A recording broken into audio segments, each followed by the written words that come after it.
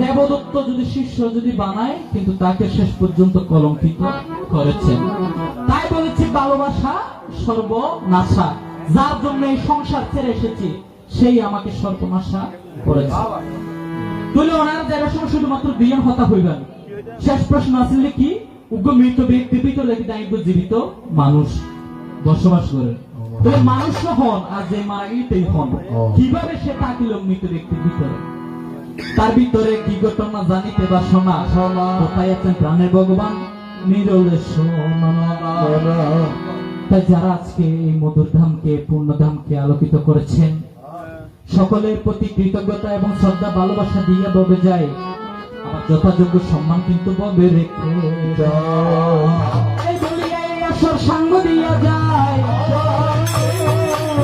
পরাশরের দয়াল বুদ্ধ কিন্তু কি বা বলে, এবার মধুমাখা শ্রীবুদ্ধের নাম কে আনিল রে? বুদ্ধের সমান দয়া হালার নাই রে। মধুমাখা শ্রীবুদ্ধের নাম কে আনিল রে? বুদ্ধের সমান